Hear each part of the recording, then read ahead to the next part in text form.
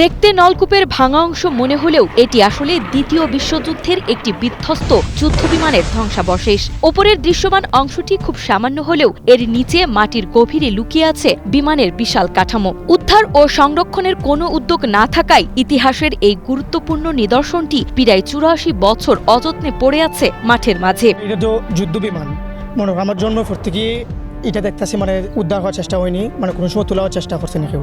দান কাটতে পারে না, এরা শরীর জিনজিনি করে। হবিগঞ্জ জেলার নবীগঞ্জ উপজেলার কালিয়ারভাঙ্গা ইউনিয়নের শ্রীমতপুর গ্রামের পাশের তিতনিবিল এলাকার হাওড়ে এই যুদ্ধ বিমানের ধ্বংসাবশেষ পাওয়া যায়। স্থানীয়দের ভাষ্য অনুযায়ী ১৯৪২ সালের দিকে আশ্বিন মাসের এক সকালে কালিয়ারভাঙ্গা ও শ্রীমতপুর গ্রামের আকাশে একটি যুদ্ধ বিমান বারবার চক্কর দিতে থাকে। কিছুক্ষণ পর বিকট শব্দে তা হাওড়ের বুকে আছড়ে পড়ে। বিস্ফোরণের পর ৬ দিন ধরে সেখানে আগুন চলতে থাকে। পরে নৌকায় করে কয়েকজন কাছে গেলে বিমানের ভেতরে থাকা একটি মিসাইল বিস্ফোরণে গ্রামের সাজিদ মিয়া ও খালেক মিয়া নামে ২ জন নিহত হন এবং আরও একজনের অঙ্গহানি ঘটে। এই মর্মান্তিক ঘটনার পর দীর্ঘ সময় এলাকাবাসী ভয়ে ওই স্থানে যেতে সাহস পাননি। বয়স আমার এই সময় ৮-৯ যখন বসেছিল, প্লেনটা যে সময় চক্কর দিছে, ঘুরাইছে, ৭টা চক্কর দিছে এই গ্রাম।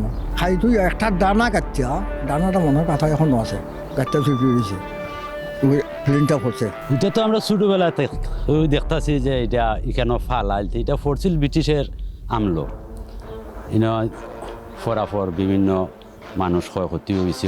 স্থানীয়দের দাবি এটি শুধু একটি বিধ্বস্ত বিমান নয়, বরং একটি জীবন্ত ইতিহাস। দুর্ঘটনার পর সে সময় সরকারি বাহিনী আংশিকভাবে বিমানটি ধ্বংস করলেও বড় অংশ মাটির নিচেই রয়ে গেছে, যা কৃষিকাজে বাধা সৃষ্টি করছে। মাঝে মধ্যে দেশ বিদেশের দর্শনার্থীরা এটি দেখতে এলেও আজ পর্যন্ত সংরক্ষণের কোনো কার্যকর উদ্যোগ নেওয়া হয়নি। এলাকাবাসীর প্রত্যাশা, রাষ্ট্রীয় উদ্যোগে এই যুদ্ধ বিমানের উদ্ধার ও সংরক্ষণ করা হলে নতুন প্রজন্ম জানতে পারবে হবিগঞ্জের হাওড়ের সঙ্গে জড়িয়ে থাকা দ্বিতীয় বিশ্বযুদ্ধের এই অজানা ইতিহাস। অনেকে অনেক চেষ্টা করছে যে তোলার লাগে, এটা পারছে না তুলতো। এটা যুদ্ধ বিমানটা যদি সরকারিভাবে উঠে এনে হইতো তাহলে তো আমরা লাগে অসুবিধা হইতো, আমরা জমিটার মাঝে দান আমরা ফসলিকান করতে পারতাম।